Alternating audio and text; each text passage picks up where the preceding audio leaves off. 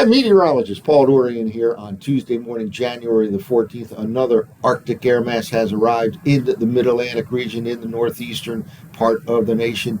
It comes with strong winds. Northwest winds will gust past 30 miles per hour or so, bringing wind chill values all the way down into single digits for the next 12 to 24 hours or so. There can be a couple of snow showers later today and tonight in the I-95 corridor region, and certainly some snow bands coming off the still partially unfrozen Great Lakes, especially upstate New York. There's some very impressive snow bands moving in from the west across the southwestern part of New York State and farther to the north as well. It looks like temperatures won't moderate in the eastern U.S. until we get to about Friday, and then Saturday looks like could be some rain across much of the eastern U.S. as temperatures climb into the 40s in places like D.C., Philadelphia, New York City, and then everything changes back to a colder weather pattern.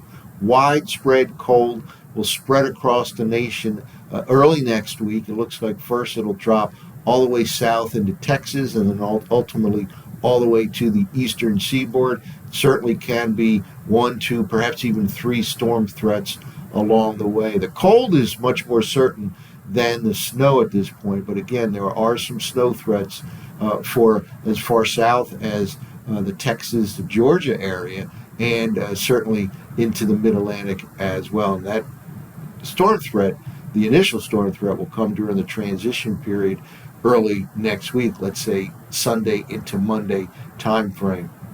I wanted to first start off by looking at Teleconnection index we often refer to during the wintertime, the Arctic oscillation, and the North Atlantic oscillation as well. We'll discuss that as well. This is the forecast in red here for the Arctic oscillation over the next couple of weeks, and you can see it dropped way down into negative territory. This horizontal line right here represents the divider between positive territory to the north and negative to the south. Typically this time of the year, when the AO and its closely related cousin, the NAO, stay in negative territory for a sustained period of time, that is a signal of strong high latitude blocking. By high latitude blocking, I mean very strong high pressure situated over, let's say, northeastern Canada, Greenland, and that in turn is a favorable pattern for locking in cold air into the central and eastern U.S. Well, first thing I want to point out here is notice the Arctic oscillation shoots back up into positive territory. That tells me right away that it's not necessarily going to be a high latitude blocking setup next week as that cold air overspreads the nation. In other words, it may stick around for a week or so, but then signs point to it giving up its territory after that, again, as a signal here from the Arctic oscillation. Also notice it really bounces around over the next couple of weeks.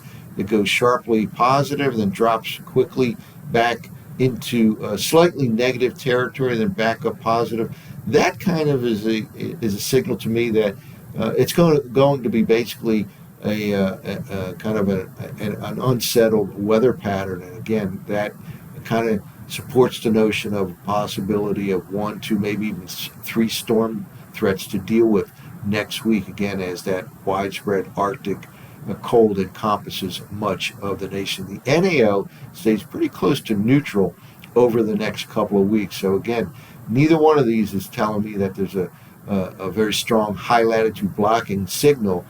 That again suggests that yes, it can get very cold next week over a large part of the nation, but it may relax some in the following week. Well, as I said earlier, the widespread cold is much more certain next week than the storm threats.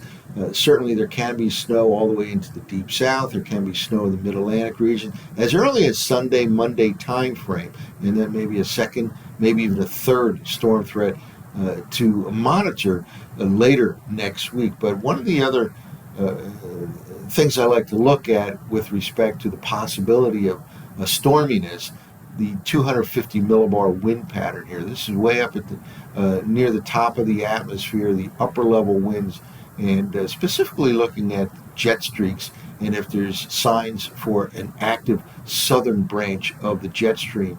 Right here we see the 250 millibar wind speeds here depicted on this particular map using the conventional version of the GFS from 0Z. Notice a strong jet streak right now situated across the Tennessee Valley all the way to the Middle Atlantic coastline. Again, it's kind of associated with the influx of the next Arctic air mass here that has arrived. Now, let's move forward here and watch the southern branch of the jet stream in particular. We have northern jet streak here by the middle of this week. Again, this could cause some snow shower activity in the northeastern states and the Great Lakes over the next few days, but I'm really focused here on the southern part of the nation. And here we go. We see another jet streak by the early part of the weekend down in that southern branch. So this is telling me there's certainly some potential of storminess down in this particular part of the nation over the upcoming weekend. That is Saturday, and then we go into the day on Sunday, and here we go. Strong southern branch of the jet stream right here. So this is sending a signal to me that certainly there can be a storm that forms way down in the deep south. Now, whether it rides up along the eastern seaboard, still a little early to say, but again, the bottom line here is I'm kind of looking at the overall pattern, and we're seeing a pretty active southern branch of the jet stream. This is now next Tuesday, a week from right now. Very strong jet streak right here showing up, and it basically hangs around right into the middle of next week. So that southern branch of the jet stream that remains pretty active tells me we could have multiple storm threats next week to deal with in the central and eastern states. Now let's take a look here at the ensemble run of the GFS. This is from 0Z last night, where we're looking at rolling averages, 5-day periods of the 850 millibar temperature anomalies. This is the current map right now for this 5-day period that we are in.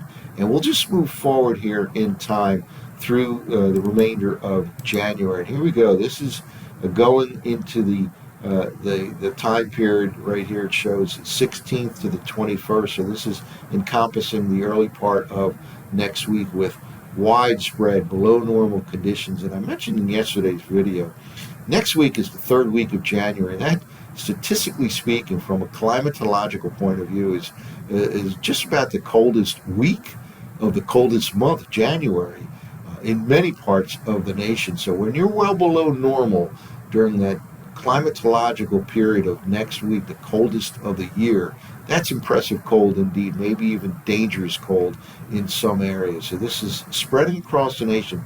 First, it kind of takes a dive down to the south, down towards Texas, and then it expands to the east, to the eastern seaboard. And that dive to the south and kind of a slower expansion to the east allows for the possibility of a storm to form along that Arctic frontal boundary zone early next week and move up to the north and east right along that Arctic front. And we'll show some of the surface maps in a moment here. Then we go out a little bit later in time. This is now the 17th to the 22nd. This is impressive cold when it's, first of all, when it's at the climatologically coldest time of the year. That's impressive. When it's on an ensemble run going on several days, that's impressive because ensemble runs tend to kind of smooth things out with time, go even farther out, and it just gets more and more below normal in, statistically speaking, very, very cold time of the year. And this is all the way out to the 18th to the 23rd, again, rolling 5-day averages. And then we go out farther in time, and the core of that cold air slides all the way into the eastern states. Now this is towards that last week of January, going all the way out to January 26th at this time. And then it tends to relax, and this again could be a manifestation of an ensemble run, which tends to smooth things out with time. But also, I think this is legitimate that cold wave will tend to relax at the end of January, as we saw earlier on. The Arctic Oscillation, the NAO as well, not pointing to long-lasting high-latitude blocking here. So there may be a relaxation in temperatures towards the end of the month of January. Probably just a temporary relaxation or moderation in temperatures across the central and eastern states. Now let's take a look at the 500 millibar height anomalies. We're looking at the North America viewpoint here. Again, rolling 5-day averages, again using the ensemble run of the GFS. We'll go out into the latter part of the week and notice here very strong upper level trough starts to form, starts to really intensify, extending all the way from the Hudson Bay, really all the way from Greenland, across the Hudson Bay region of Canada into the south central U.S. This is from the 17th to the 22nd, so it encompasses the early part of next week. That intensifies here, so by the time we get to the bulk of next week, we have a very strong upper level trough here, kind of centered over the Hudson Bay region of Canada by the early middle part of next week and extending all the way south.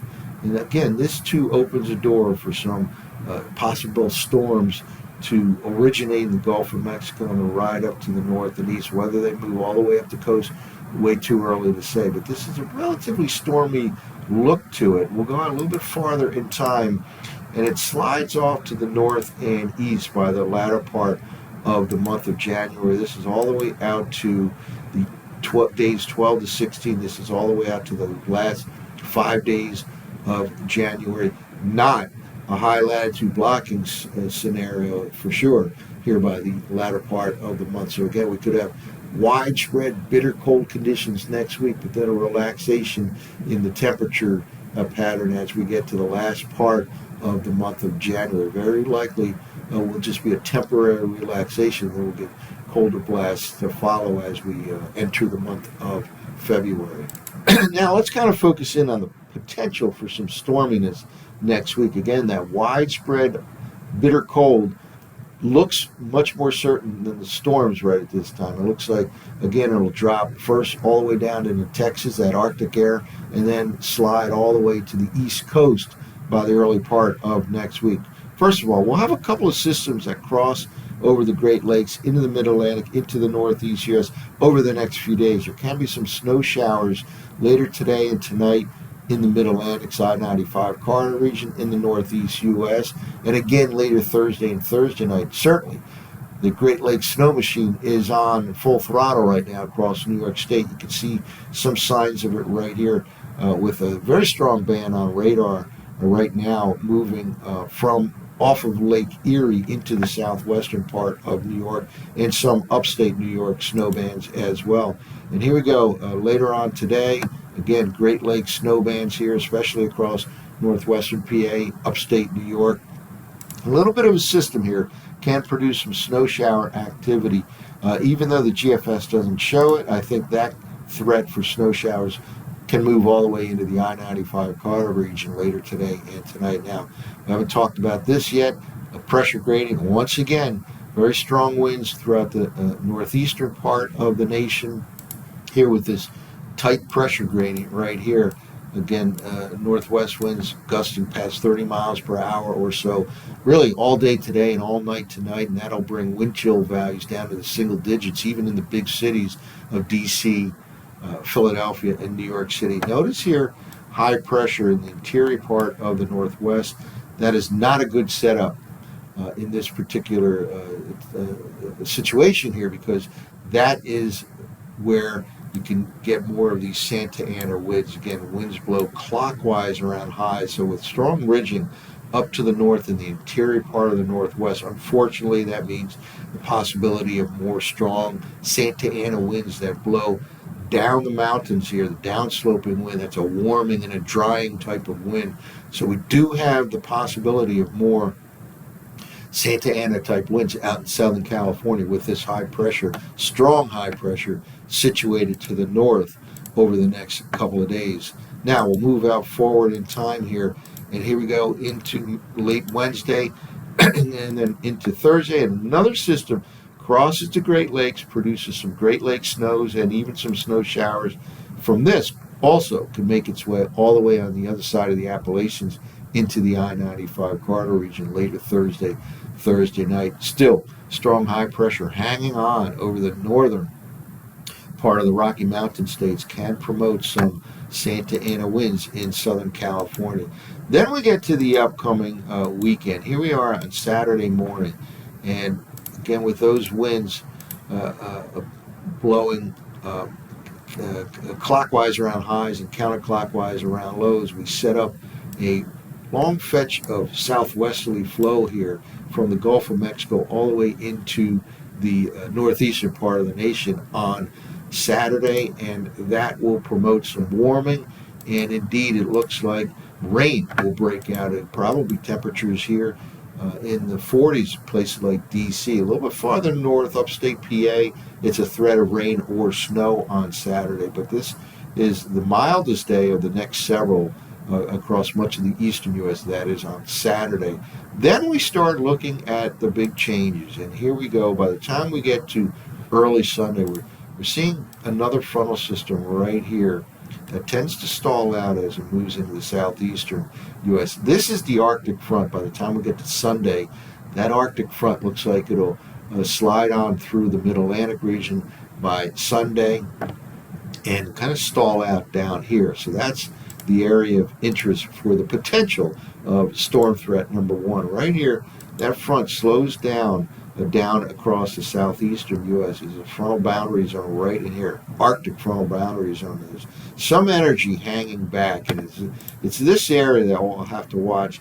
Let's say Sunday night, Monday time frame along the East Coast. Of course, we have Inauguration Day on Monday, and in Washington, D.C., of course, and we'll have to watch for the possibility. The GFS is kind of downplaying that threat right now, but I do believe there's a threat of some snow Sunday night, Monday time frame across at least portions of the Mid-Atlantic region. That's possibility number one. And then notice these thickness lines here, very, very low. We're talking 498 thickness. That tells me all this air right here across the upper Midwest, the northern plains, probably below zero. Actual air temperatures below zero by late Sunday night time frame.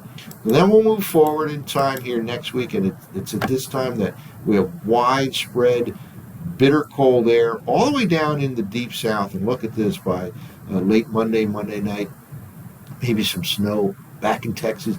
Absolutely a feasible solution here by the 0Z run of the GFS, because that cold air once again will penetrate, like last week, all the way down into the Gulf region here.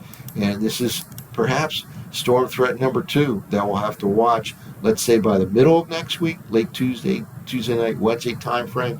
Again, way too early to say if this rides up farther to the north and east along the eastern seaboard, but certainly something we'll have to watch. If this can move farther to the north, even if it just pulls off this far to the south and east here, we have a lot of cold air that will be across the eastern states here, and it certainly can produce snow even down into the southern U.S. We'll go out a little farther in time here, and yet again, energy.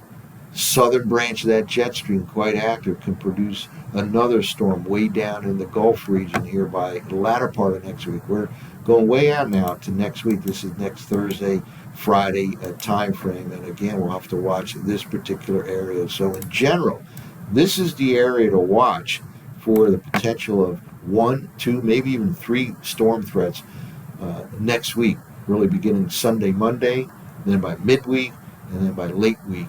And there'll be a lot of cold air for these systems to deal with throughout much of the nation for the much of next week. Maybe some relaxation in temperatures after that, but we'll worry about that towards the end of next week. A lot going on with this Arctic frontal passage that reaches the eastern part of the nation later this weekend. That's it for now. For ArcfieldWeather.com, this has been meteorologist Paul Dorian.